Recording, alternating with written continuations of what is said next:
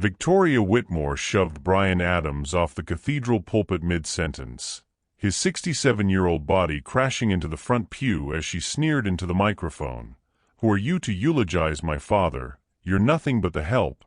But the humiliated chauffeur clutched a sealed envelope in his coat pocket that would soon make her beg for his forgiveness. "My beautiful family and friends, welcome back. If you're ready for another unforgettable story, do me a quick favor, hit that like button. Why? Because every like tells YouTube, this story is worth sharing with more people who might really need it today. Drop a comment below and let me know where you're watching from. I do read every single one, and it makes me feel like we're sitting together in the same room, sharing these moments heart to heart. And don't forget to share this video with someone you love. You never know, the story you share might be the encouragement they've been praying for. This isn't just a channel, it's a family. And when you engage, you're helping us build a safe space where real stories bring real hope. Now, take a deep breath. Get comfortable, and let's dive into today's story. The gasps from the congregation echoed through St. Matthew's Cathedral like thunder, but Victoria Whitmore didn't care. Her Louboutin heels clicked against the marble as she adjusted the microphone, her diamond earrings catching the stained glass light filtering down on her father's mahogany casket. Bryan Adams slowly pulled himself up from the pew, his weathered hands shaking as he straightened his only black suit, the same one he'd worn to drive Mr. Whitmore to countless business meetings over the past 37 years. Blood trickled from a cut above his eye where he'd struck the wooden armrest, but his dignity remained intact even as 300 of Manhattan's elites stared at him with a mixture of pity and disgust. "As I was saying," Victoria continued, her voice dripping with venom, "my father, Richard Whitmore III, was a titan of industry who built an empire worth $5 billion. He deserves to be remembered by those who mattered, not by—" She paused, her cold blue eyes finding Bryan in the crowd. "Not by someone who spent his life opening car doors." From the third row, her brother Marcus Whitmore let out a cruel laugh that made several mourners shift uncomfortably.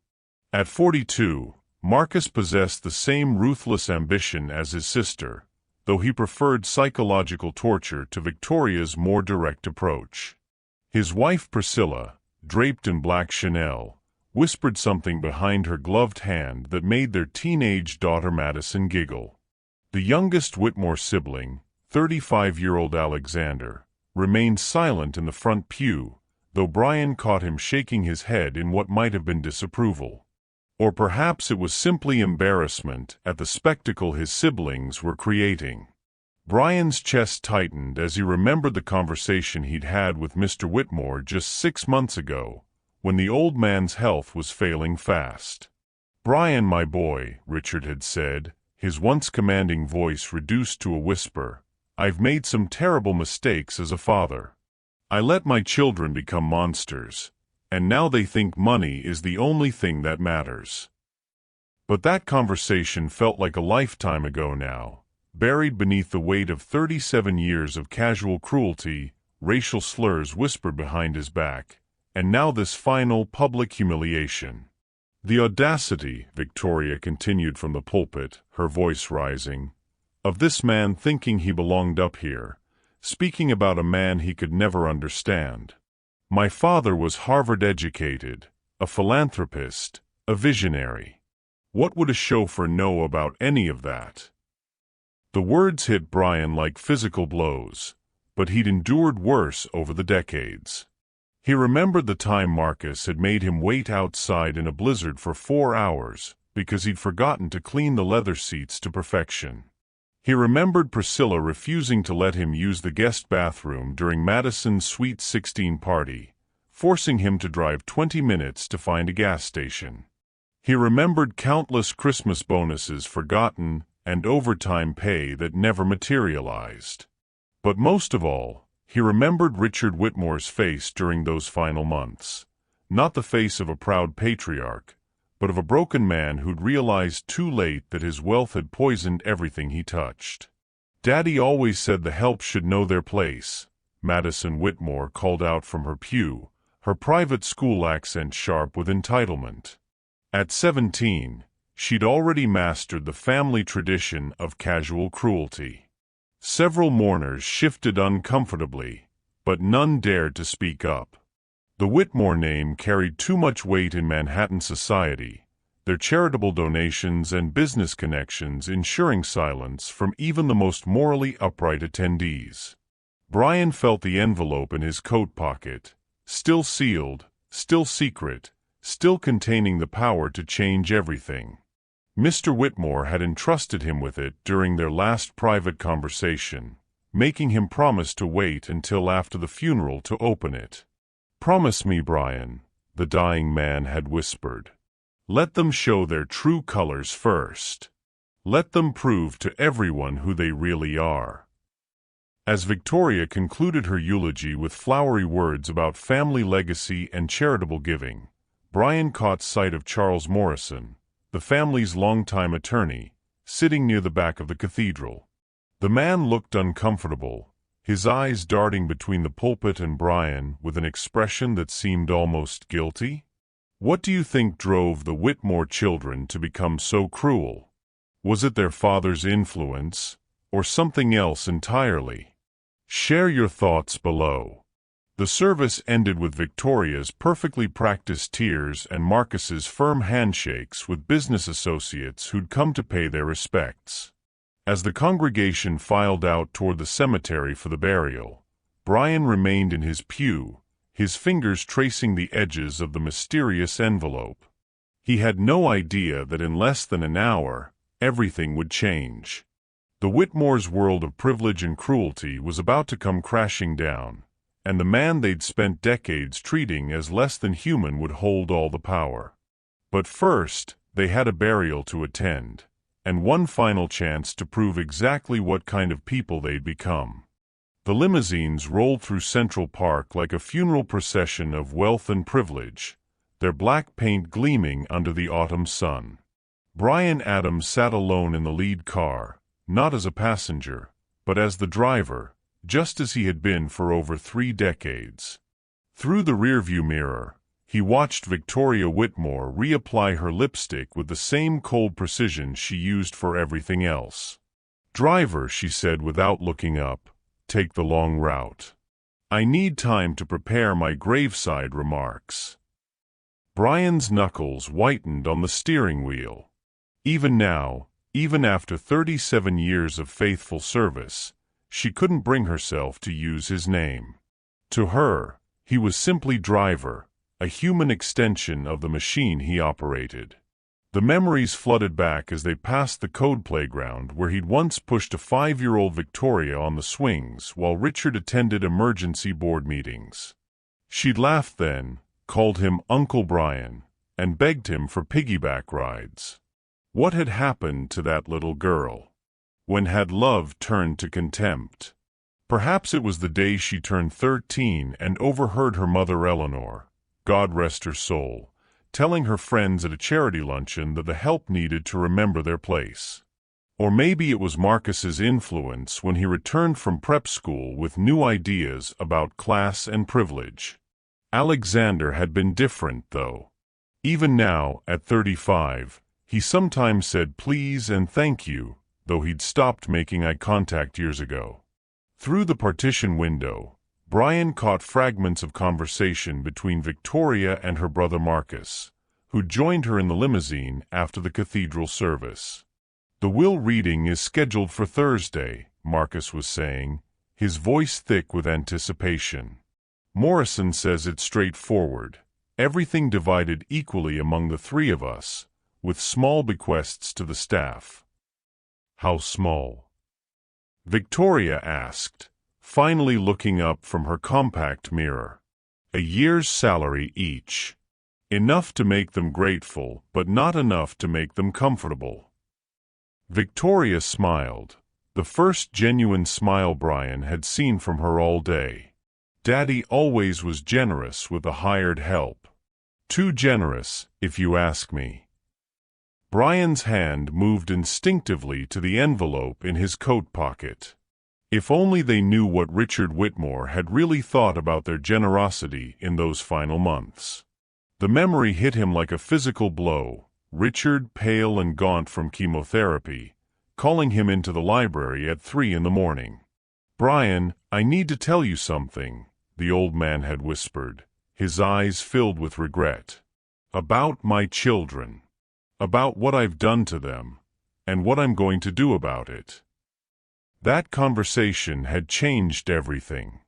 For the first time in 37 years, Richard Whitmore had seen Bryan Adams not as a servant, but as a man, perhaps the only man left who'd known the family before money had corrupted their souls completely. The limousine pulled through the ornate gates of Woodlawn Cemetery, where 5 generations of Whitmores lay buried beneath granite monuments that cost more than most people's homes. Bryan parked near the freshly dug grave, its temporary green carpet doing little to hide the harsh reality of death. As the family emerged from their vehicles, Bryan noticed Charles Morrison approaching with obvious reluctance. The attorney had been Richard's friend for over 40 years, but today he looked like a man carrying the weight of terrible knowledge. "Charles," Victoria called out, her voice brightening. "I trust everything is in order for Thursday's reading?" Morrison's eyes darted briefly to Bryan before settling on Victoria's face. "Yes, Mrs. Whitmore Sterling. Everything is exactly as your father intended." Something in his tone made Bryan's pulse quicken. The lawyer knew. Whatever was in that envelope, Morrison was already aware of its contents. The burial service began with the same pomp and circumstance as the cathedral ceremony. Father Mackenzie, who'd baptized all 3 Whitmore children, spoke eloquently about Richard's contributions to charity and his devotion to family. But Bryan noticed how the priest's eyes kept finding the ground whenever he mentioned the word family. As the casket was lowered into the earth, Bryan stepped forward with a small bouquet of white roses, simple flowers he'd purchased with his own money, not the elaborate arrangements the Whitmores had commissioned. He'd driven Richard to the flower shop where he'd bought these same roses for Eleanor's grave every month for the past 15 years. "What do you think you're doing?" Victoria hissed as he approached the graveside. "Paying my respects, Miss Victoria," Bryan said quietly, using the name he'd called her since childhood. "Miss Victoria?" Marcus laughed, the sound harsh and mocking. "He still thinks he's part of the family." "You were paid to drive, not to grieve," Priscilla added, her voice dripping with disdain. "This is a private family moment." But Bryan had already knelt beside the grave, his arthritic knees protesting against the damp ground. As he placed the roses on the mahogany casket, he whispered words only Richard's spirit could hear. "You were a good man in the end, sir. A good man who made things right." The words seemed to enrage Victoria beyond reason. "Get away from my father's grave," she shouted, her perfectly composed mask finally slipping. "You have no right. No right to be here, no right to touch his casket, no right to pretend you mattered to him." Several other mourners turned to stare, their faces reflecting a mixture of shock and embarrassment. Even in Manhattan's elite circles, there were limits to acceptable behavior, and Victoria was rapidly approaching those boundaries. "Please, Miss Victoria," Bryan said, slowly rising to his feet. "Your father was nothing to you," she screamed. "You were his employee, his property. He owned you just like he owned his cars and his houses and everything else." The words hung in the air like poison, but Bryan felt something shift inside him. Not anger, but a profound sadness for what these children had become. Richard had been right in those final conversations. Money had indeed corrupted everything it touched. Alexander stepped forward then, his face flushed with what might have been shame. "Victoria," That's enough. The man served our family for nearly 40 years. He deserves some respect. Respect. Marcus laughed. Alex, you always were too soft. Daddy spoiled him, gave him ideas above his station. But he's still just the help. Bryan Adams has served this family for 37 years. What do you think kept him loyal for so long despite their treatment? Drop your thoughts below. As the family began to disperse, preparing to return to the Whitmore mansion for the traditional post-funeral reception, Bryan lingered by the graveside. His fingers found the envelope again, and for the first time since Richard's death, he allowed himself a small smile. Thursday couldn't come soon enough. The will reading would change everything, but first he needed to survive 3 more days of serving the family that had spent decades crushing his dignity. What none of them realized was that Richard Whitmore's final act hadn't been one of weakness or sentiment. It had been the calculated move of a businessman who'd finally understood the true cost of raising monsters. The envelope in Bryan's pocket contained more than just a revised will. It contained justice, 37 years in the making, and proof that sometimes the meek really would inherit the earth. But first, he had to make it through the reception without revealing the secret that would soon turn the Whitmore empire upside down. The Whitmore mansion loomed against the darkening sky like a monument to excess, its Georgian columns and marble facade illuminated by strategically placed spotlights. Bryan had driven through these iron gates thousands of times, but tonight felt different. Tonight, he carried dynamite in his coat pocket, dynamite wrapped in legal papers and sealed with Richard Whitmore's final act of redemption. Inside the mansion's grand ballroom, Manhattan's elite gathered for the traditional post-funeral reception. Crystal chandeliers cast dancing shadows across faces that had graced the society pages for decades, their conversations a carefully orchestrated symphony of networking disguised as grief. Bryan moved through the crowd like a ghost, refilling champagne glasses and collecting empty plates with the same invisible efficiency he'd perfected over 37 years. But tonight, every whispered comment cut deeper than usual. Richard always was too soft with that one, he overheard Mrs. Pemberton telling her companion near the marble fireplace.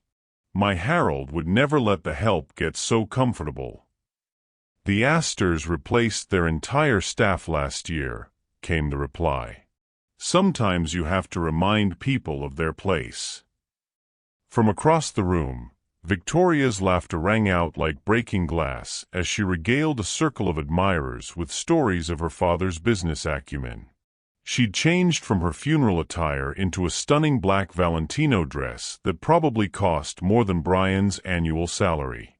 Daddy always said the secret to success was knowing exactly what everything was worth, she was saying, her diamond bracelet catching the light as she gestured. People, businesses, investments. Everything has a price, and everything can be replaced if it stops being useful. The words hit Bryan like a physical blow, but it was Marcus who delivered the killing stroke. Speaking of usefulness, Marcus called out, his voice carrying across the ballroom, Bryan, come here. Every conversation stopped. 200 heads turned to watch as Bryan approached the group surrounding Marcus, who stood beside the grand piano with a crystal tumbler of aged whiskey in his hand. Ladies and gentlemen, Marcus announced, his voice slurred slightly from alcohol, I'd like you to meet the most loyal employee in Manhattan. Bryan Adams has been opening car doors for our family for. He paused, pretending to calculate. How long has it been, Bryan? 37 years. Yes, sir, Bryan replied quietly, feeling the weight of every stare in the room. 37 years. Marcus repeated, raising his glass. And do you know what he's accomplished in all that time? Nothing. Absolutely nothing. He drives the same route, opens the same doors, and lives in the same little apartment above our garage. No ambition, no dreams, no life beyond serving the Whitmore family."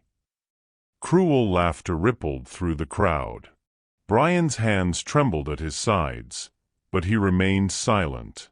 "But that's loyalty," Marcus continued, warming to his audience. "That's knowing your place in the world. Not everyone can be a Whitmore, after all. Some people are born to serve, and others are born to be served. It's the natural order of things." "Marcus," Alexander said from the edge of the group, his voice tight with discomfort. "Maybe that's enough." "Enough." Victoria joined her brother beside the piano, her eyes glittering with malicious delight. "Oh, I don't think we're nearly finished celebrating Bryan's contributions to our family." She turned to address the room, her voice carrying the authority of someone accustomed to commanding attention. "You see, Bryan here has been more than just an employee. He's been our confidant, our trusted family retainer. He's heard our private conversations, our family secrets, our most intimate moments." Bryan's blood ran cold. Where was she going with this? "In fact," Victoria continued, her smile sharp as a blade, "Bryan probably knows more about our family's business than most of our board members. Isn't that right, Bryan?" The envelope in his coat pocket suddenly felt like it was burning against his chest. Did she know? Had she somehow discovered Richard's final secret? I've always kept the family's privacy," Bryan stammered. "Of course you have," Victoria purred. "Because you understand the consequences of betraying that trust. You understand that everything you've heard, everything you've seen, everything you think you know about our family business, none of it belongs to you. You're simply the vessel that carries our secrets, not the owner of them." Marcus laughed and moved closer, his whiskey breath hot against Bryan's face. "Tell me, Bryan, what would happen if you ever tried to use those secrets? If you ever thought you could rise above your station?" Bryan's heart hammered in his chest as he felt 200 pairs of eyes watching this humiliation unfold. But it was Priscilla who delivered the final twist of the knife. "We destroy you," she said simply, her cultured voice making the threat sound almost elegant. "Not just fire you, destroy you completely. Your reputation, your references, your little savings account we know you've been building up. Everything would disappear." "Just like that man in Chicago," Madison added with casual cruelty that chilled everyone present. "The one who tried to write that book about grandfather's business dealings. What happened to him again, Mommy?" Priscilla's smile was arctic. "He learned that some stories are too expensive to tell." The room had fallen completely silent now, the earlier festive atmosphere replaced by something much darker. Even Manhattan's elites seemed uncomfortable with the casual menace radiating from the Whitmore family. But it was Victoria who delivered the killing blow. "The beautiful thing about servants," she said, her voice carrying clearly across the marble floors, "is that they remain servants no matter how long they serve. 37 years, 77 years, it doesn't matter. A dog is still a dog, even if you dress it in a collar." The gasps were audible this time. Even by Manhattan society standards, Victoria had crossed a line that couldn't be uncrossed. Bryan felt something break inside him, not his spirit, but his fear. For 37 years, he'd accepted their casual cruelty because he believed it would eventually pass.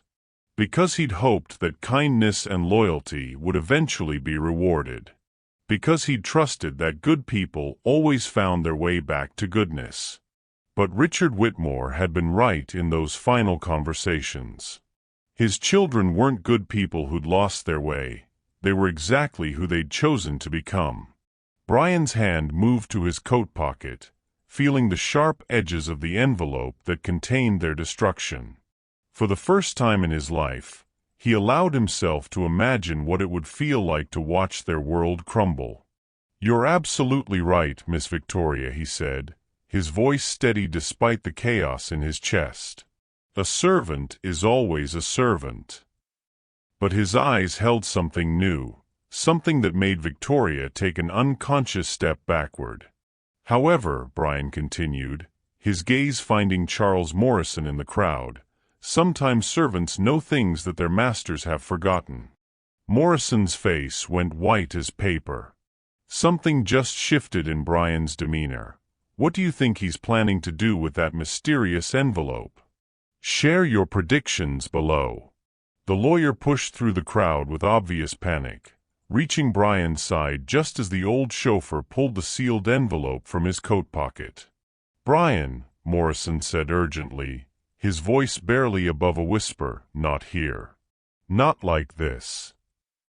But Bryan was already breaking the wax seal, his fingers steady despite 37 years of suppressed rage finally finding its voice.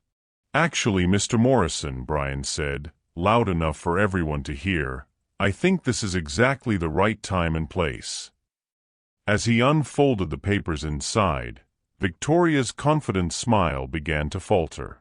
She couldn't see what was written on the legal documents, but she could see Charles Morrison's face, and the expression of absolute terror written across it told her everything she needed to know. Something was very, very wrong.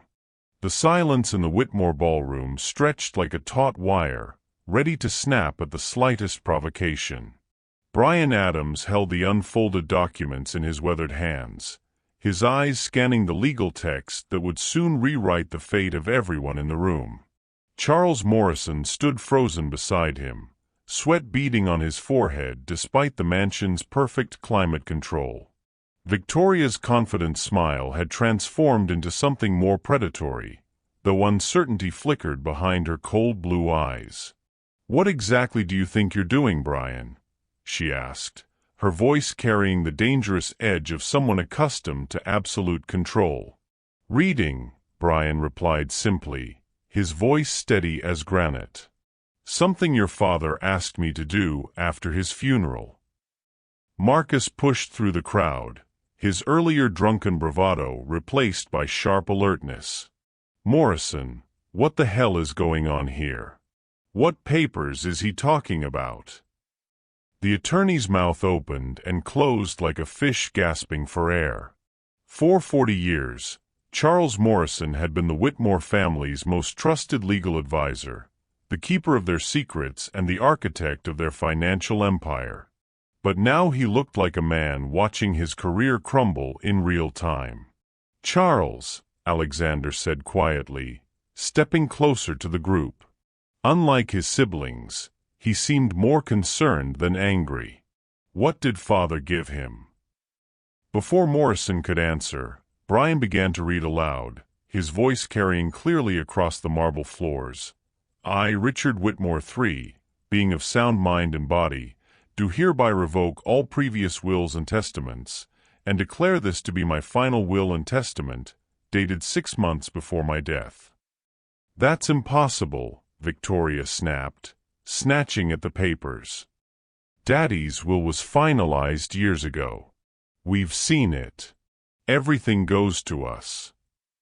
But Bryan stepped back, keeping the documents out of her reach. "This is a codicil, Miss Victoria.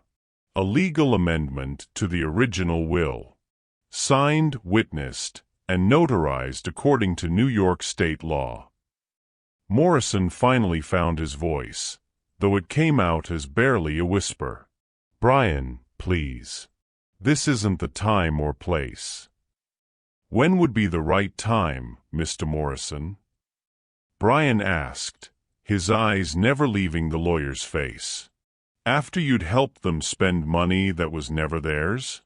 After you'd let them continue believing they were untouchable?"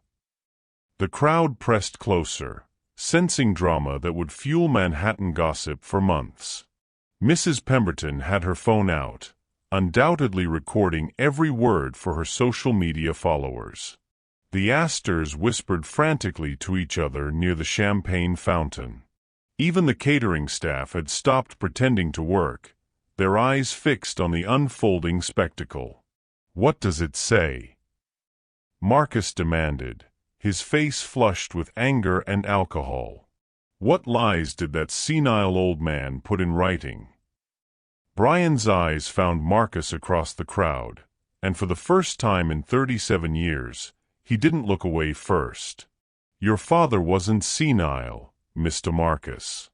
He was dying, and dying men see things very clearly." He continued reading, "To my children Victoria, Marcus, and Alexander, I leave the sum of $1 million each, to be held in trust and distributed over 10 years, contingent upon their completion of 2 years of community service in organizations serving the underprivileged." What? Victoria's shriek cut through the ballroom like a knife. 1 million? Each? That's impossible. The estate is worth $5 billion. Where's the rest? Marcus roared, lunging toward Bryan. "Where's our inheritance?" But Alexander caught his brother's arm, his face pale but thoughtful. "Let him finish," he said quietly. "Let's hear what father really wanted." Bryan nodded gratefully at Alexander, the only Whitmore child who'd ever shown him genuine respect, and continued, "The remainder of my estate, including all business holdings, real estate, investments, and liquid assets, totaling approximately $4.7 billion, I leave to Bryan Adams, my faithful employee and the only person who knew me as both a man and a master." The words hit the ballroom like a physical explosion. Crystal glasses shattered as they hit the marble floor. Women gasped and clutched their pearls. Men loosened their ties as if the air had suddenly become too thick to breathe.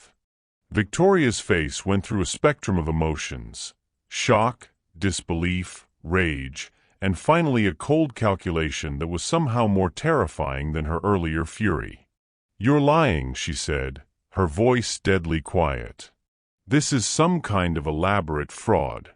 Some pathetic revenge fantasy." "The document continues," Bryan said, his own voice growing stronger with each word. "Mr. Whitmore explains his reasoning. My children have proven themselves to be cruel, entitled, and lacking in basic human compassion. They have treated those beneath them with contempt and have shown no understanding of the responsibility that comes with great wealth. Bryan Adams, however, has demonstrated dignity, loyalty, and kindness even in the face of decades of mistreatment. He understands the value of hard work and the importance of treating all people with respect." "Stop!" Victoria screamed, her composure finally shattering completely. "Stop reading that garbage. Daddy was sick. He wasn't thinking clearly. This will never hold up in court." But Morrison shook his head slowly, his face gray with defeat. "It will hold up, Victoria. I helped him draft it. I witnessed his signature. I can testify to his mental competence at the time of signing." The revelation hit the family like a second bomb. Their own lawyer, their trusted advisor, had been complicit in their father's betrayal. "You son of a bitch," Marcus snarled, advancing on Morrison. "You helped him steal our inheritance." "I helped him correct a mistake," Morrison replied, finding some backbone at last. "Your father spent his final months watching how you treated people. How you treated Bryan specifically. He was horrified by what he'd raised." Priscilla stepped forward, her face a mask of cold fury. "This is about money, isn't it, Bryan? You've been planning this for years.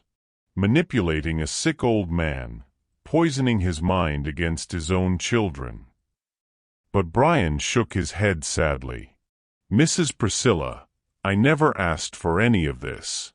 Your father made this decision on his own, after watching how his family behaved, after seeing what his money had turned you into. What we've become."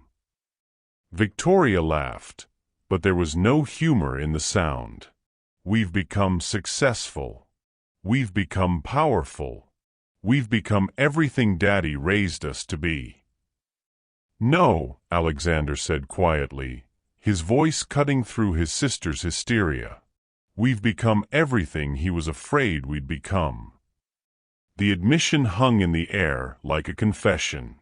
For a moment, the ballroom fell silent except for the soft ticking of the antique grandfather clock in the corner, the same clock that had marked time through 5 generations of Whitmore family gatherings.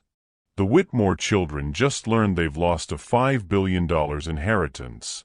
But do you think this is really about the money, or something deeper? What's your take on Richard's decision? But Victoria wasn't finished.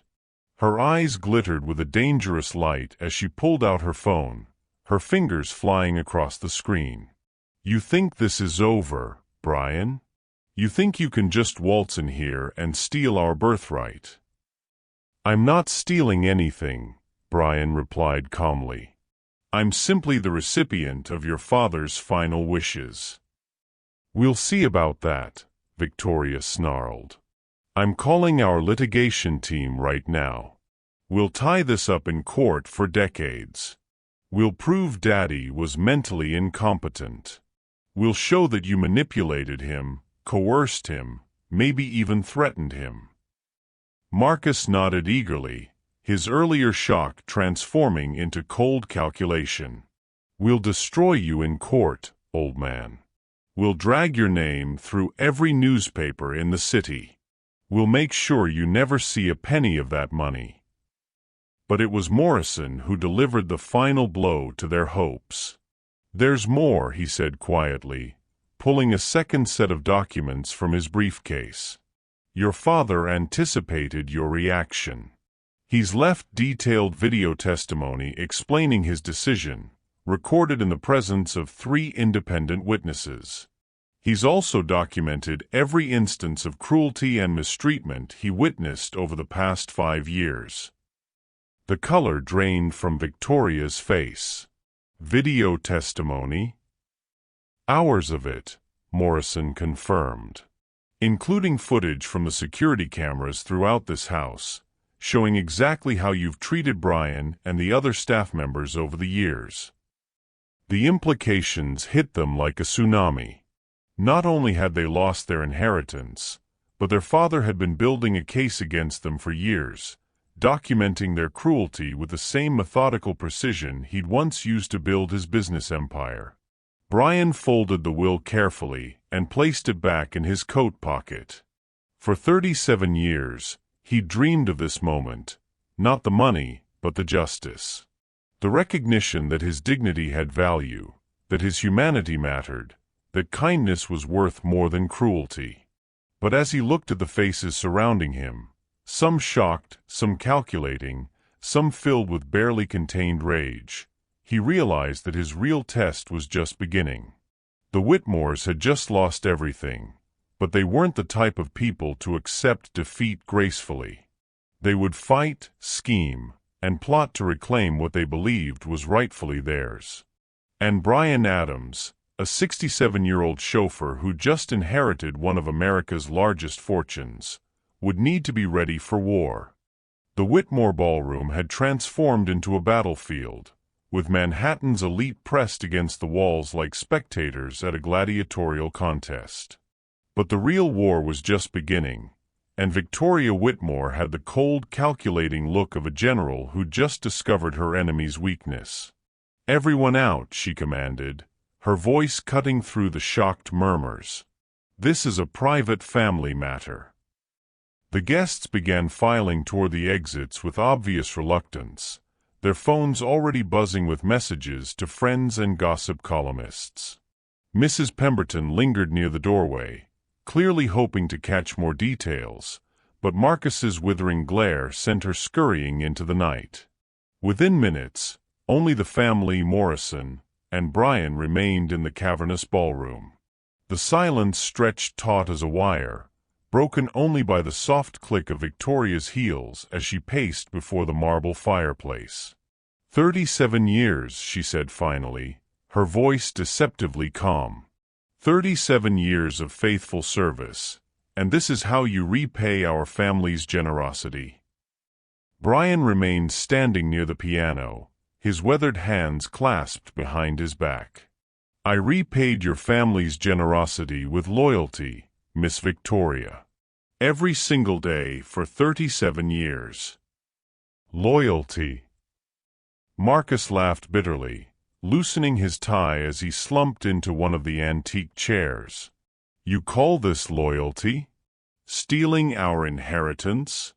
Destroying our family? I didn't steal anything, Bryan replied quietly. Your father gave me something he felt I'd earned. Earned. Priscilla's voice dripped with venom. What could you possibly have done to earn $5 billion? You drove a car, Bryan. You opened doors. You were a servant. But it was Alexander who spoke the truth that none of them wanted to hear. He treated father like a human being, he said quietly, his eyes fixed on the Persian rug beneath his feet. Even when father was dying, even when the rest of us were too busy with our own lives to visit, Bryan was there. Victoria whirled on her youngest brother, her face flushed with rage. Don't you dare take his side, Alex. This man has stolen our birthright. Our legacy. Has he? Alexander looked up, meeting his sister's furious gaze. Or did father finally see us for what we really are? The question hung in the air like an accusation, but Victoria wasn't finished. She pulled out her phone again, her fingers flying across the screen with practiced efficiency. Morrison, she said without looking up, I want you to contact Harrison, Blackwell and Associates immediately. Tell them we need their best litigation team here tonight. Victoria, Morrison said carefully, I have to advise you that contesting this would be extremely difficult. Your father was very thorough. I don't care how thorough he was. Victoria snapped. No court in America is going to let a chauffeur inherit $5 billion from a family he's served for decades. It's obvious coercion, manipulation, undue influence. But Bryan had been listening to their legal strategies for 37 years, overhearing countless conversations about business deals, hostile takeovers, and courtroom victories. He understood their world better than they realized. Miss Victoria, he said quietly, your father anticipated this reaction. That's why he spent 6 months building his case. What case? Marcus demanded. Morrison opened his briefcase again, pulling out a thick folder that made the family's faces go pale. Your father documented everything, he said reluctantly. Every racist comment, every act of cruelty, every instance of mistreatment. He has security footage, witness statements, even recordings of private conversations. Recordings. Priscilla's voice came out as a whisper. The house has been wired for sound for years, Morrison continued. Your father originally installed the system for security purposes, but in his final months, he began using it to document how his family treated their employees. Bryan watched the color drain from their faces as the implications sank in. Richard Whitmore hadn't just changed his will. He built an airtight case that would destroy their reputations if they tried to contest it.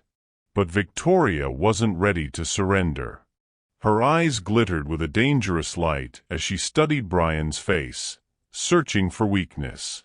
You know what I think, Bryan, she said, her voice taking on a silky, persuasive tone. I think you're a good man who's been put in an impossible position. You never asked for this responsibility, did you? Bryan's eyes narrowed. He recognized that tone. It was the same one Victoria used when she was closing a difficult business deal. $5 billion is a tremendous burden, she continued, moving closer. The taxes alone will be astronomical. The legal challenges, the media attention, the constant pressure from people wanting money. It would destroy a man your age. Victoria, what are you doing? Alexander asked, but his sister ignored him. I'm offering our friend Bryan a way out, she said smoothly. A chance to do the right thing for everyone involved. She stopped directly in front of Bryan, her perfume expensive and cloying. Here's what I propose. You sign the inheritance back to the family, and we'll give you $10 million. Cash. Tax-free. Enough to live comfortably for the rest of your life without any of the headaches that come with managing a fortune. The offer hung in the air like a poisonous flower. $10 million. More money than Bryan had ever dreamed of possessing. Enough to buy a house, travel the world, live like a king for his remaining years. Marcus caught on immediately. That's incredibly generous, Victoria. More than generous. Bryan could buy anything he wanted, go anywhere he pleased. Think about it, Priscilla added, her voice honey-sweet. No lawyers, no court battles, no media circus. Just a quiet retirement with more money than you could spend in 3 lifetimes. But Bryan was remembering another conversation, one that had taken place just 3 months before Richard's death. The old man had been sitting in his study, staring out at the garden where Bryan maintained the rose bushes Eleanor had loved. They'll try to buy you off, Richard had said quietly. When they realize they can't intimidate you, they'll try to tempt you. They'll offer you money, comfort, an easy life. And if they do? Bryan had asked. Richard's eyes had found his then, filled with a sadness that went bone deep. Then you'll know I was right about them. That they still don't understand that some things can't be bought. Now, standing in the ballroom where he'd served drinks and cleaned up after countless parties, Bryan felt the weight of that conversation. This wasn't just about money. It was about justice, dignity, and the recognition that every human being had value regardless of their station in life. $10 million, he said slowly, as if considering the offer. Victoria's smile widened. Exactly. Think of it as a retirement bonus for 37 years of faithful service. And all I have to do is pretend your father's final wishes don't matter? The smile faltered slightly. Daddy wasn't thinking clearly at the end. You know that. The cancer, the medications. Your father's mind was sharp as a razor until the day he died, Bryan interrupted. Sharp enough to see exactly what his children had become. Victoria just offered Bryan $10 million to walk away from his $5 billion inheritance. What would you do in his position? Is any amount of money worth compromising your principles? The temperature in the room seemed to drop 10 degrees. Victoria's mask of false sweetness finally slipped, revealing the cold calculation beneath. You're making a mistake, Bryan, she said, her voice deadly quiet. A very serious mistake. We're offering you a fortune, and you're choosing to be greedy.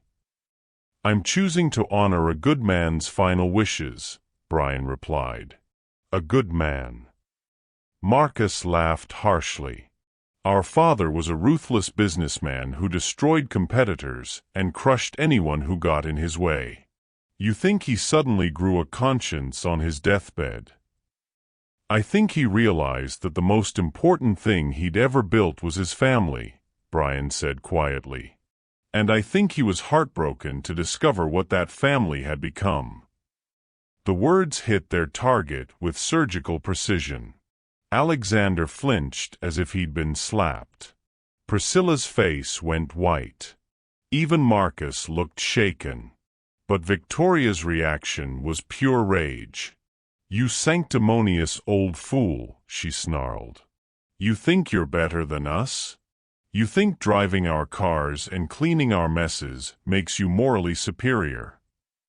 "I think treating people with kindness makes anyone morally superior to treating them with cruelty," Bryan replied. "Kindness."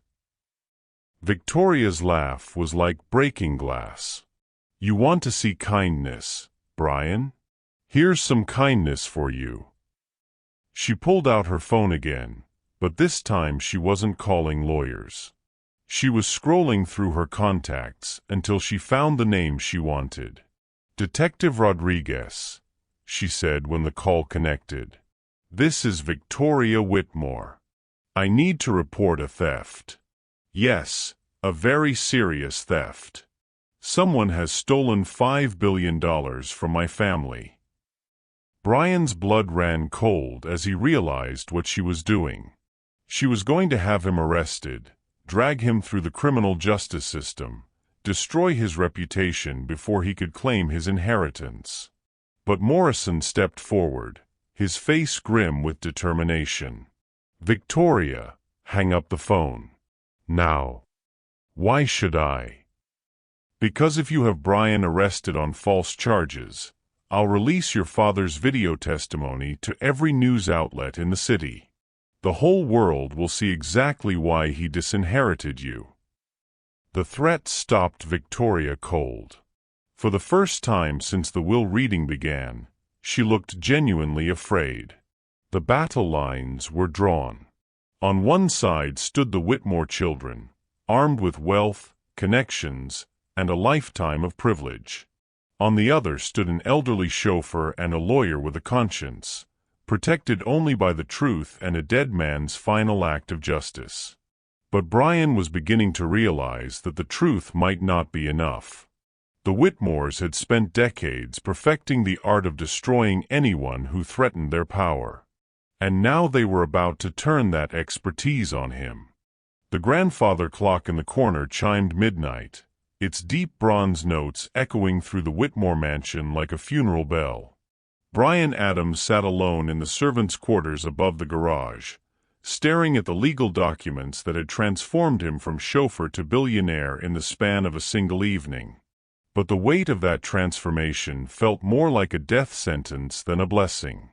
Through his small window, he could see lights burning in the main house, the Whitmore children plotting their revenge with the methodical precision their father had once used to build his empire. They dismissed him hours ago with cold politeness, but Bryan knew this was merely the calm before the storm. His phone buzzed with its first threatening message at 12:17 a.m. "Enjoy your victory while it lasts, old man. We know where you live. We know where you shop. We know everyone you care about. Sleep well. A friend." Bryan deleted the message, but 3 more appeared within minutes. Then 10 more. Then his phone began ringing with calls from blocked numbers, silent at first, then filled with whispered threats and racial slurs that made his hands shake with suppressed rage. By 2 a.m., he turned off his phone entirely, but sleep remained elusive. Every creak of the old building made him jump. Every car that passed on the street below made him wonder if they were coming for him. He was right to be paranoid. At 6 a.m. sharp, Bryan's doorbell rang with the aggressive persistence of someone who wouldn't be ignored.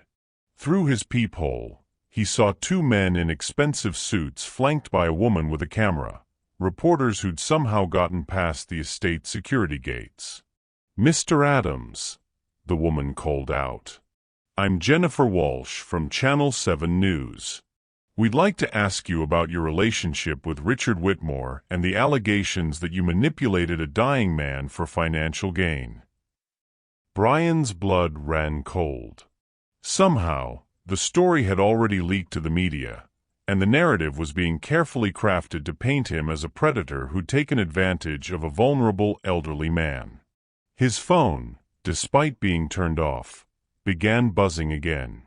When he powered it on, He found 17 missed calls from reporters, 3 from lawyers offering their services, and one that made his heart stop entirely.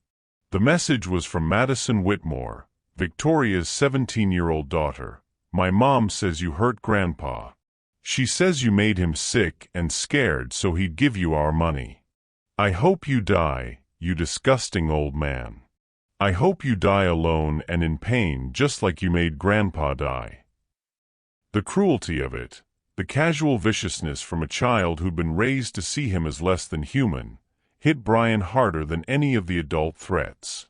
This was what Richard had seen in his final months, a family so poisoned by privilege that even the youngest generation had learned to weaponize their hatred. By noon, the situation had escalated beyond Bryan's worst nightmares. A crowd of protesters had gathered outside the estate gates, their signs reading "Justice for the Whitmore family" and "Stop elder abuse." The local news vans had multiplied like cancer cells, their satellite dishes pointed skyward like accusing fingers. But it was the knock on his door at 2 p.m. that truly terrified him. "Mr. Adams? I'm Detective Sarah Chun with the Manhattan District Attorney's Office. We need to ask you some questions about your relationship with Richard Whitmore." Through his peephole, Bryan could see a stern-faced Asian woman in her 40s, flanked by 2 uniformed officers. His hands trembled as he opened the door, knowing that his life was about to change forever, and not for the better. "Detective Chun," he said quietly, "how can I help you? We've received several complaints alleging that you may have used undue influence to manipulate Mr. Whitmore into changing his will. We'd like you to come down to the station to answer some questions." The words were polite, but Bryan heard the steel beneath them. The Whitmores had used their connections to turn the legal system against him, transforming his inheritance from a gift into evidence of a crime. "Am I under arrest?" he asked. "Not at this time," Detective Chun replied. "But I strongly advise you to cooperate with our investigation. These are serious allegations, Mr. Adams." As Bryan gathered his coat and keys, he caught sight of a black Mercedes parked across the street, Victoria's car, with Victoria herself sitting in the passenger seat, watching his humiliation with obvious satisfaction. She'd orchestrated this perfectly, turning his moment of triumph into a public crucifixion. The ride to the police station was a nightmare of flashing cameras and shouted questions. Reporters pressed against the car windows like hungry wolves, their faces twisted with the bloodlust that came from sensing a story that would dominate the news cycle for weeks. Inside the station, Detective Chun led him to a small windowless room that smelled of stale coffee and broken dreams. The questions began immediately, each one designed to paint him as a manipulative predator who'd taken advantage of a dying man's vulnerability. "How long had you been planning to inherit Mr. Whitmore's fortune?" "I never planned anything. Mr. Whitmore made his own decisions." "But you admit you had private conversations with him about his will?" "He talked to me about many things. I was his employee for 37 years. Did you ever suggest that his children didn't deserve their inheritance?" "I never discussed his children's worthiness with him." "But you were aware of family tensions?" "Every family has tensions, Detective." The interrogation continued for hours, each question more loaded than the last. Bryan could see the trap being constructed around him, a narrative of manipulation and greed that would be impossible to escape once it took hold in the public consciousness. But it was the final question that broke his heart entirely. "Mr. Adams, we've received reports that you may have been recording private conversations with Mr. Whitmore without his consent. Is that true?" Bryan's confusion must have shown on his face, because Detective Chun leaned forward with obvious interest. "You seem surprised by the question." Are you denying that you recorded conversations with the deceased? I never recorded anything, Bryan said firmly. I wouldn't even know how. But even as he spoke, Bryan realized what was happening. The Whitmores were using their father's own security system against him. The same recordings that Morrison had mentioned as evidence of their cruelty were now being twisted into proof of Bryan's manipulation. They were going to claim that he'd secretly recorded Richard's private moments, that he'd used those recordings to blackmail a dying man into changing his will. It was brilliant in its simplicity and devastating in its implications. The Whitmores are using every weapon at their disposal, media, police, even their own father's security system, to destroy Bryan. Do you think the truth will be enough to save him, or are some battles impossible to win? When Bryan finally emerged from the police station 8 hours later, the crowd of reporters had tripled in size.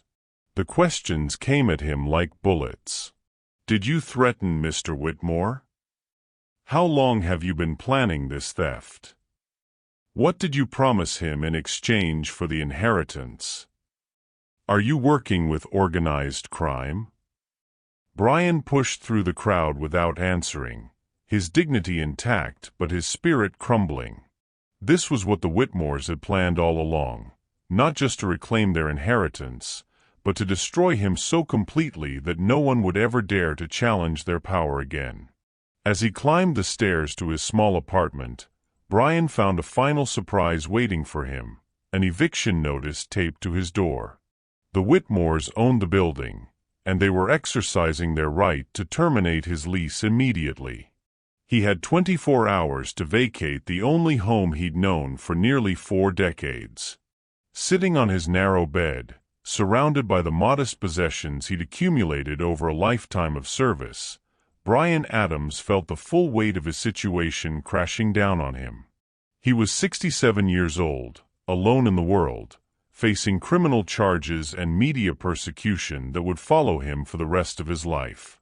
The Whitmores had turned his inheritance into a curse, his victory into a defeat, his moment of justice into a public humiliation that would define his legacy forever.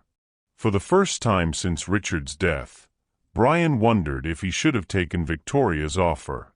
$10 million and a quiet retirement suddenly seemed like paradise compared to the hell his life had become. But as he sat in the darkness, clutching the legal documents that represented Richard Whitmore's final act of conscience, Bryan remembered the old man's words. Some things can't be bought, Bryan. Dignity. Truth. The knowledge that you did the right thing even when it cost you everything. The question was, would doing the right thing be enough to survive what was coming next? Outside his window, the lights in the main house burned bright as the Whitmore children celebrated their successful first strike in what promised to be a war of total destruction. Bryan Adams sat on the edge of his narrow bed at 3 a.m., staring at the eviction notice in his trembling hands. 24 hours to pack up 37 years of his life and disappear into a world that now saw him as either a criminal or a fool. The weight of isolation pressed down on him like a physical force. No family to call, no friends outside the Whitmore estate, nowhere to run from the media circus that had consumed his existence. His phone buzzed with another threatening message, the 100th since midnight. This time it wasn't anonymous. We know you're alone, old man. We know you have nowhere to go. Sign over the inheritance and this all stops. Keep fighting us and it gets much worse. VW. Bryan deleted the message and turned off his phone, but the silence that followed felt even more oppressive than the constant harassment. He was drowning in a sea of legal threats, media persecution, and public hatred, with no lifeline in sight. That's when he heard the soft knock on his door. Bryan froze. It was too early for reporters, too late for police, and too gentle for the Whitmore family's usual intimidation tactics. Through his peephole, he saw a figure he hadn't expected, Alexander Whitmore, standing alone in the pre-dawn darkness, his expensive overcoat damp with morning dew. "Bryan." Alexander's voice was barely above a whisper. "I know you're awake. I saw your light. Can we talk?" Against his better judgment, Bryan opened the door. Alexander looked haggard, his usually perfect appearance disheveled, his eyes red-rimmed with exhaustion or tears. Bryan couldn't tell which. "Mr. Alexander," Bryan said carefully, "it's very late." "I couldn't sleep," Alexander replied, his voice thick with emotion. "I keep thinking about what happened tonight. What my family is doing to you. What we've become." He stepped into the small apartment, his eyes taking in the modest furnishings, the packed boxes, the life of quiet dignity that his family had spent decades trying to destroy. "I remember when I was 8 years old," Alexander said suddenly, settling into Bryan's only chair. "I fell off my bike in the driveway and scraped my knee pretty badly. Victoria and Marcus were at boarding school, Mother was at one of her charity luncheons, and Father was in meetings all day." Bryan remained standing by the door, unsure where this conversation was heading. "You found me crying by the garage," Alexander continued. "You cleaned my wound, put a bandage on it, and then you sat with me for 2 hours, telling me stories about your childhood in Alabama until I stopped crying. Do you remember that?" Bryan's throat tightened. "I remember. You made me a peanut butter sandwich and let me help you wash the cars. You treated me like I mattered, not because I was a Whitmore, but because I was a scared little boy who needed kindness." Alexander's voice broke slightly. "That was the day I learned what real compassion looked like. Not the performative charity my mother did for social status, not the calculated generosity my father used for tax breaks, but genuine human kindness given freely to someone who needed it." "Mr. Alexander." "I've been a coward," Alexander interrupted, his words coming faster now, as if he'd been holding them back for years. "For 30 years, I've watched my siblings treat you like garbage, and I said nothing. I told myself I was different, that I was better than them, but I was just a coward who was too afraid to stand up to his own family." He pulled out his phone and showed Bryan the screen. "Do you know what Victoria sent me tonight? A group text with Marcus and Priscilla, celebrating how they're going to destroy you. They're calling it Operation Cleanup. Their plan to systematically ruin your life until you surrender the inheritance." Bryan's blood ran cold. "What kind of plan?" "Everything," Alexander said, his voice hollow. "They've hired private investigators to dig up dirt on your past. They're pressuring your few remaining friends to turn against you.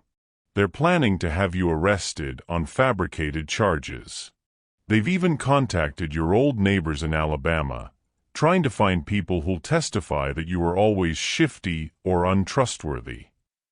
The scope of their vindictiveness was breathtaking, but Bryan wasn't entirely surprised.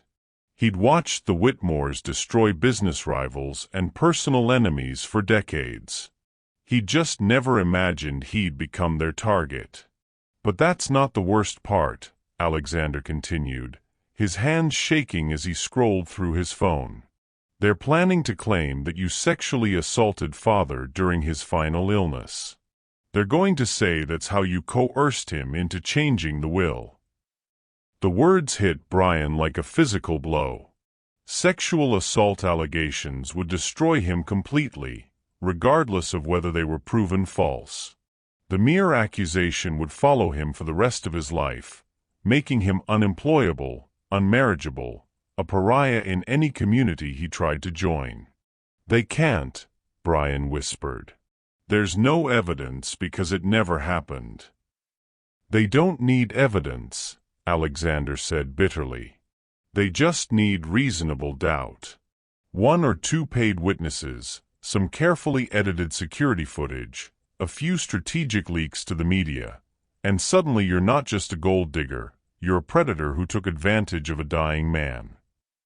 Bryan sank onto his bed, the full weight of his situation finally crushing him. The Whitmores weren't just trying to reclaim their inheritance. They were trying to destroy him so completely that he'd never be able to enjoy a single dollar of it. "Why are you telling me this?" Bryan asked. Alexander was quiet for a long moment, staring at his hands. "Because 30 years ago, you showed kindness to a scared little boy, and that little boy never forgot. Because you're the only person in my life who ever treated me like a human being instead of a bank account. Because you deserve better than what my family is planning to do to you." He reached into his coat and pulled out a thick manila envelope. "This contains copies of all their communications, text messages, emails, recorded phone calls. Everything they're planning, every lie they're preparing to tell, every crime they're willing to commit to get their money back." Bryan stared at the envelope as if it contained dynamite. "Mr. Alexander, if they find out you gave me this..." "They'll disown me," Alexander finished. "Cut me off completely. Destroy my reputation just like they're destroying yours." "Then why?" "Because some things are more important than money, Bryan. You taught me that when I was 8 years old, and it took me 30 years to find the courage to act on it." Alexander is risking everything to help Bryan, but is one family member's conscience enough to stop the Whitmore machine of destruction? What would you do in Alexander's position? Alexander stood up, his decision made. "There's something else. Father didn't just leave you money, Bryan. He left you weapons." "What do you mean?" "The security system Morrison mentioned? It recorded everything for the past 5 years. Every racist comment, every act of cruelty, every illegal business dealing my family thought was private. Father compiled it all into what he called his insurance policy." Alexander pulled out a small flash drive. "This contains everything. Audio recordings of Victoria bribing city officials. Video footage of Marcus physically assaulting employees. Financial records showing how they've been embezzling from their own charities for years." Bryan's hands shook as he took the flash drive. "Your father was building a case against his own children?" "He was building a case for you," Alexander corrected. "He knew they'd try to destroy you, so he gave you the ammunition to fight back. Every dirty secret, every hidden crime, every moment of cruelty they thought no one was recording." The implications were staggering. Richard Whitmore hadn't just changed his will, he'd orchestrated the complete destruction of his own children's ability to contest it. He'd turned their own cruelty into the weapon that would protect his chosen heir. "There's one more thing," Alexander said, moving toward the door. "Father set up a trust fund in your name 6 months ago. Even if they somehow manage to contest the will successfully, you'll still have $50 million that they can't touch. It's completely separate from the main inheritance, held by a bank in Switzerland that specializes in protecting assets from family disputes." Bryan felt tears streaming down his face, not from sadness, but from overwhelming gratitude toward a man he thought he'd understood, but who had apparently been planning this moment for months. "Why didn't he tell me?" Bryan whispered. "Because he needed you to be genuinely surprised," Alexander replied. "If you'd known about any of this beforehand, they could have claimed conspiracy. Your shock had to be real for the plan to work." As Alexander reached for the door handle, Bryan found his voice. "What will you do now? Where will you go?" Alexander smiled, the first genuine smile Bryan had seen from him in years. "I'm going to do what I should have done 30 years ago. I'm going to stand up to my family. I'm going to testify on your behalf. I'm going to tell the world exactly what kind of people the Whitmores really are. They'll destroy you. Maybe, Alexander agreed. But you know what? I'd rather be destroyed for doing the right thing than live comfortably while doing the wrong thing. You taught me that, Bryan. You and Father both. After Alexander left, Bryan sat in his small apartment holding the flash drive and the manila envelope, feeling the balance of power shift beneath his feet. For the first time since the will reading, he wasn't just a victim fighting for survival. He was a man with weapons, allies, and a plan. The Whitmores had spent decades perfecting the art of destruction, but they'd made one crucial mistake. They'd underestimated the power of conscience, the strength that came from doing the right thing even when it cost everything. Richard Whitmore's final gambit was about to unfold, and his children were about to discover that their father had been playing chess while they'd been playing checkers. The war was far from over, but for the first time, Bryan Adams had hoped that he might actually win it. Dawn broke over Manhattan like a revelation, painting the sky in shades of gold and crimson that seemed to promise either salvation or destruction. Bryan Adams stood at his small window, watching the sun rise over the city that had been his home for 37 years, clutching the flash drive that contained the power to either vindicate him completely or destroy him utterly. His phone had been buzzing incessantly since 5 a.m., reporters, lawyers, and anonymous threats creating a symphony of chaos that would have overwhelmed him just 24 hours earlier. But now, armed with Alexander's evidence and Richard's final strategy, Bryan felt something he hadn't experienced in decades, the quiet confidence that came from holding all the cards. At exactly 8 a.m., his doorbell rang with the sharp, authoritative sound he'd been expecting. Through his peephole, he saw Detective Chun flanked by 2 uniformed officers, but their expressions had changed from yesterday's predatory confidence to something much more cautious. "Mr. Adams," Detective Chun called out, "we need to speak with you about some new developments in the case." Bryan opened the door with steady hands. "Of course, Detective. I believe we have quite a bit to discuss." But instead of heading to the police station, Detective Chun surprised him. "Actually, sir, we'd prefer to conduct this conversation here, if you don't mind. We've discovered some irregularities in the complaints filed against you." Bryan stepped aside to let them enter his small apartment, noting how their demeanor had shifted from accusatory to almost apologetic. "Mr. Adams," Detective Chun began, pulling out a tablet, "we've spent the night reviewing the security footage from the Whitmore estate. The allegations made against you appear to be completely fabricated." She turned the tablet toward him, showing crystal-clear footage of his interactions with Richard during the old man's final weeks. Every moment showed nothing but professional care and genuine compassion. No coercion, no manipulation, no inappropriate behavior of any kind. "Furthermore," Detective Chen continued, "we've discovered evidence that the Whitmore family has been planning to file false charges against you as part of a coordinated campaign to force you to surrender your inheritance."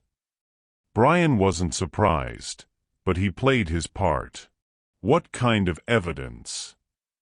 Text messages, emails, recorded phone calls, all documenting their conspiracy to destroy your reputation through fabricated accusations. "We also have testimony from Alexander Whitmore, who came forward last night with detailed information about his family's plans." Detective Chen's expression hardened. "Mr. Adams, I owe you an apology.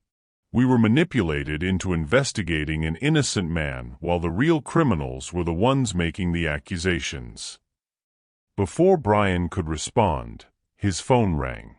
Charles Morrison's name appeared on the screen. "Bryan," Morrison's voice was tight with excitement, "turn on Channel 7 News. Now." Bryan fumbled for his remote, switching on the small television in his apartment. The morning news was broadcasting live from outside the Whitmore mansion, where FBI agents were leading Victoria, Marcus, and Priscilla away in handcuffs.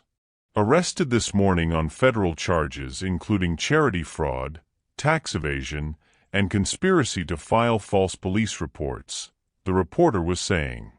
The arrests come after a whistleblower provided authorities with extensive evidence of financial crimes spanning several years. Detective Chun nodded grimly.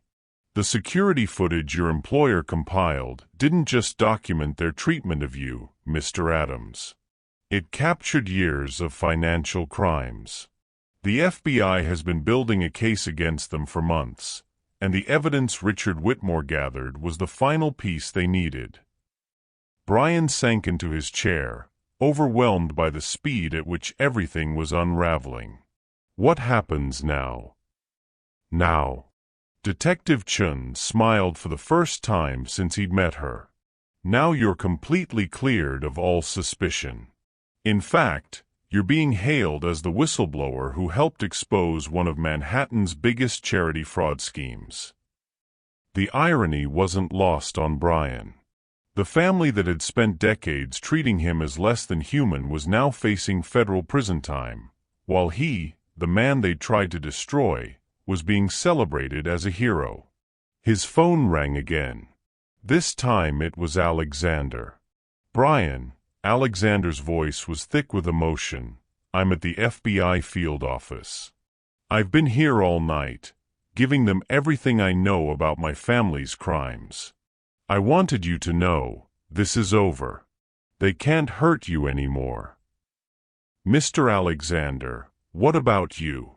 What will happen to you? I'm cooperating fully with the investigation. I'll probably face some charges for my knowledge of their activities, but my lawyer thinks I'll get immunity in exchange for my testimony. Alexander paused. Bryan, I need you to know something. When I was going through Father's papers last night, I found something he wanted you to have. What is it? A key to a safety deposit box at First National Bank. Box number 1247. He left instructions that you should go there as soon as the will was read. After the call ended, Bryan sat in stunned silence.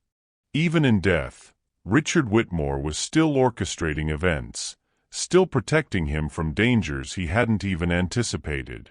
Detective Chun gathered her things, preparing to leave.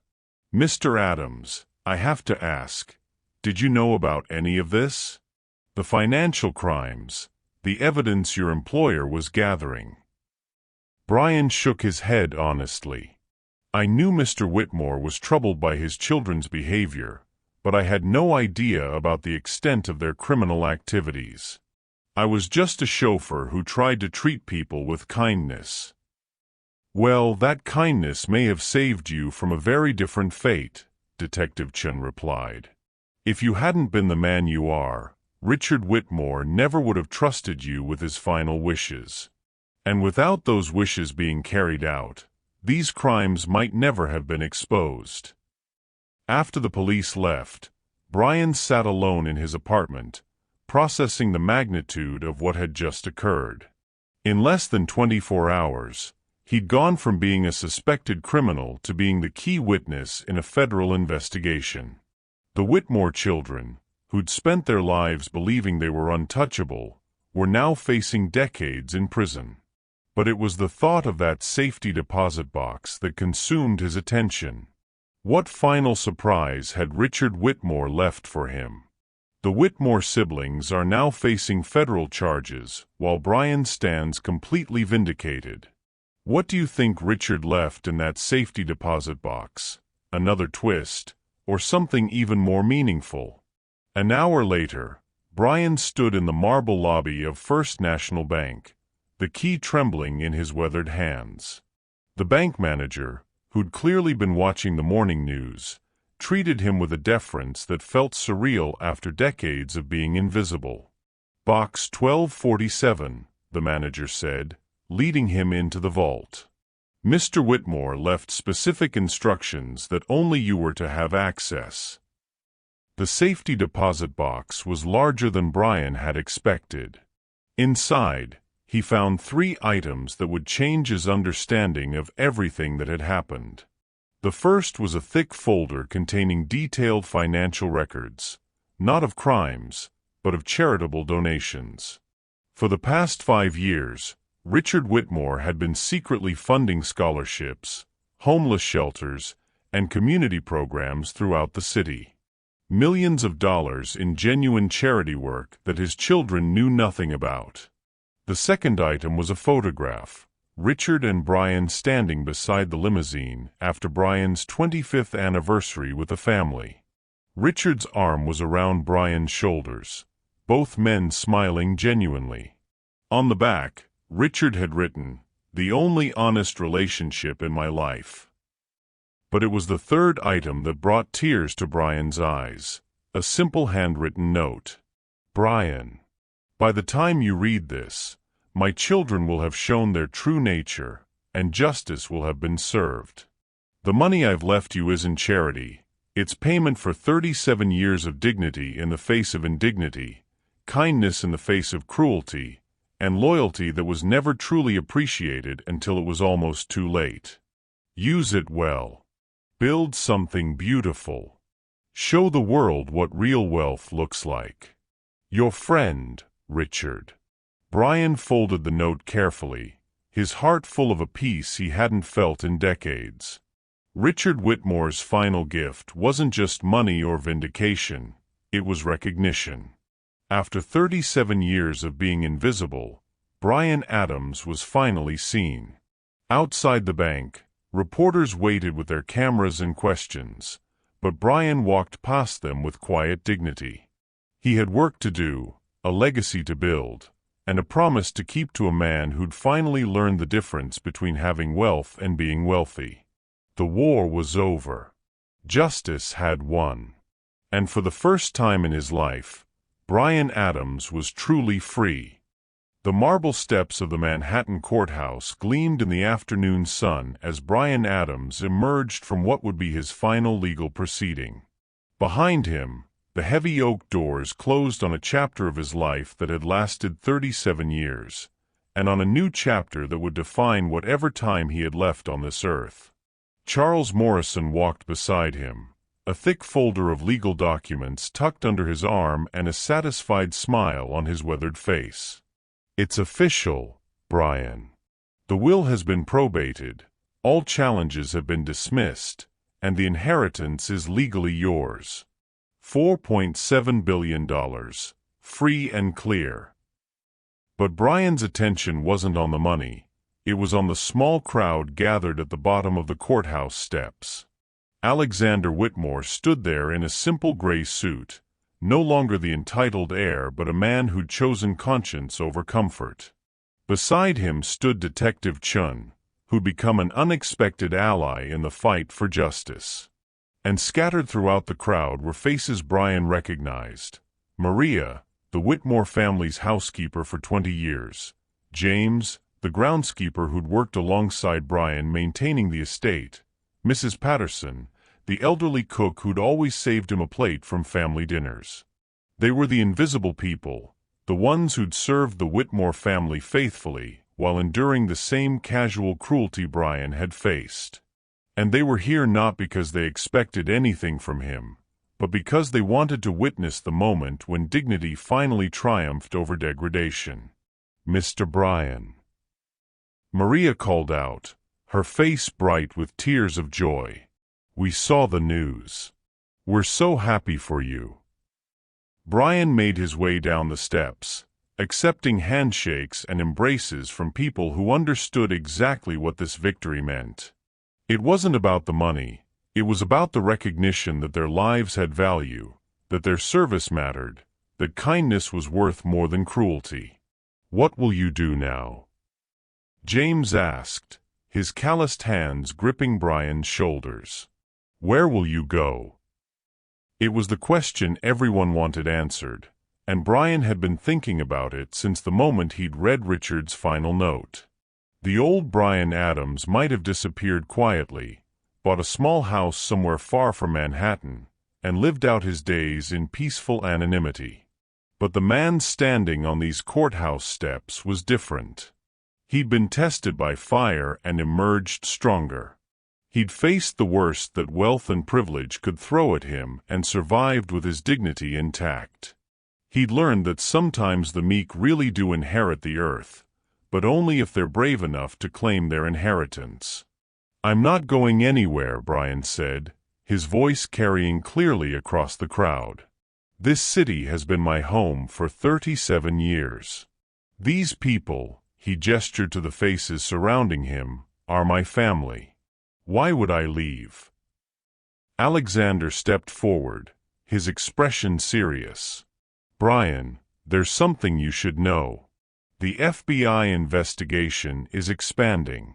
They found evidence that my family's crimes go back decades, not just financial fraud, but labor violations, tax evasion, even connections to organized crime. The Whitmore name is going to be toxic in this city for years to come." "Good," Bryan replied simply. "Maybe that will give other families a chance to build something better." Morrison cleared his throat, drawing everyone's attention.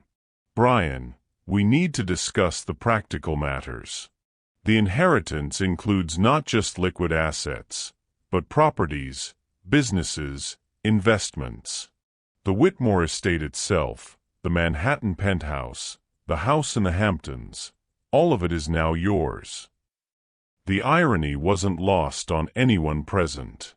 The man who'd been evicted from his small apartment above the garage now owned the entire estate, including the mansion where he'd been humiliated just days earlier.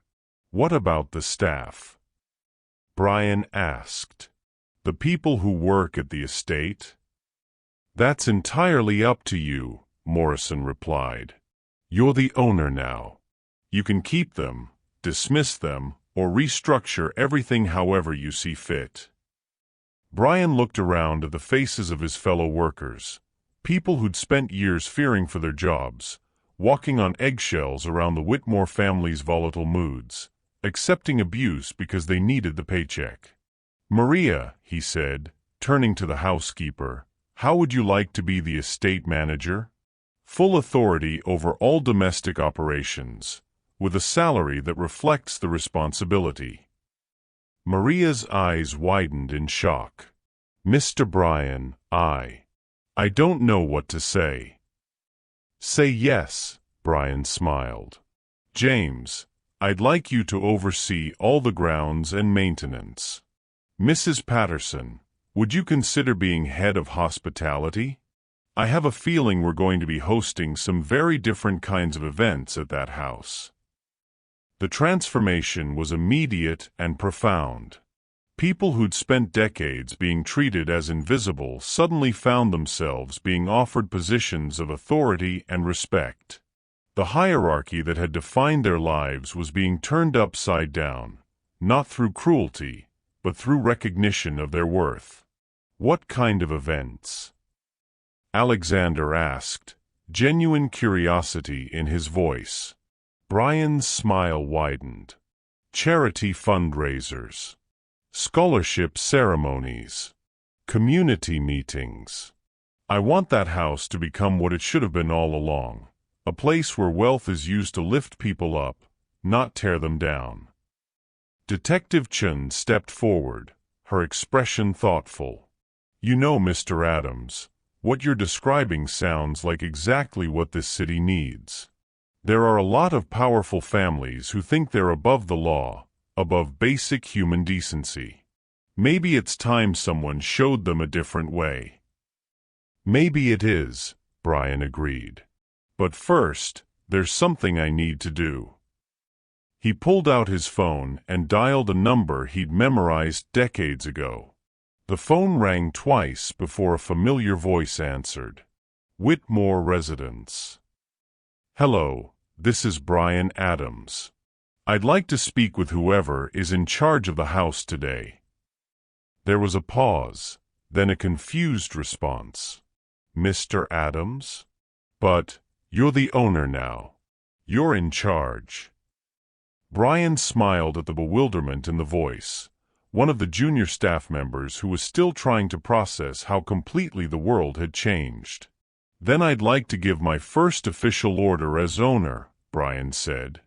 "I want you to open every door in that house. Every room, every closet, every space that was ever declared off-limits to the staff. From now on, that house belongs to everyone who works there. It's not a mansion with servants, it's a home with a family." The symbolism wasn't lost on anyone listening. For 37 years, Bryan had been restricted to certain areas of the house, reminded constantly of his place in the hierarchy. Now, with a single phone call, he was erasing those boundaries forever. "There's one more thing," Bryan continued into the phone. "I want you to remove all the portraits of the Whitmore family from the main hall. Replace them with photographs of everyone who's ever worked at that estate. The gardeners, the housekeepers, the drivers, the cooks, everyone who helped build that family's wealth through their labor and loyalty. Bryan is transforming the Whitmore estate from a symbol of oppression into a beacon of dignity and respect." What do you think this means for other wealthy families who've been watching this story unfold? As Bryan ended the call, Alexander approached him with an expression of deep respect. "You know," Alexander said quietly, "I spent my whole life thinking that inheriting my father's money would make me powerful. But watching you these past few days, I realize I had it backwards.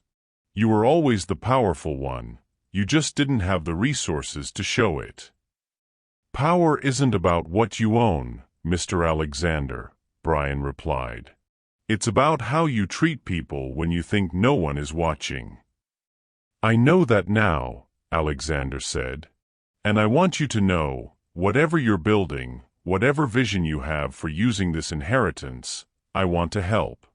I can't undo 30 years of cowardice, but maybe I can spend whatever time I have left trying to make amends." Bryan studied the younger man's face, seeing genuine remorse and determination. "Your father left you something too, you know. Not money, but something more valuable, a chance to be better than your siblings. The question is, what are you going to do with that chance?"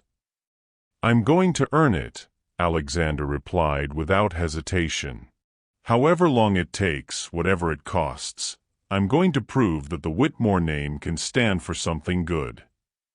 As the crowd began to disperse, people returning to their lives with a new sense of hope and possibility, Bryan remained on the courthouse steps with Morrison and Alexander.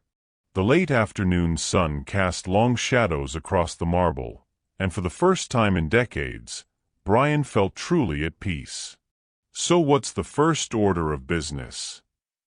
Morrison asked, his practical lawyer's mind already moving toward implementation.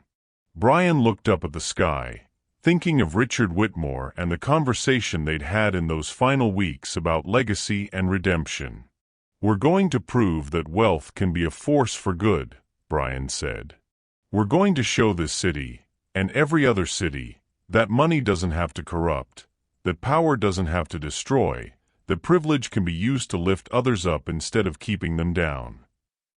He turned to face his companions, his eyes bright with purpose. "We're going to build something beautiful. Something that honors every person who ever served that family with dignity, despite not receiving dignity in return." "And if other wealthy families don't like it?"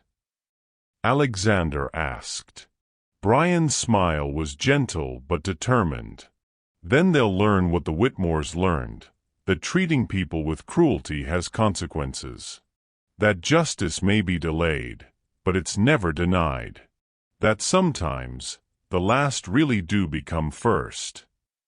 As they walked away from the courthouse together, the elderly chauffeur who'd inherited a fortune, the lawyer who'd found his conscience, and the heir who'd chosen redemption over revenge, Bryan felt the weight of 37 years of servitude finally lifting from his shoulders. He was no longer Bryan Adams, the invisible chauffeur.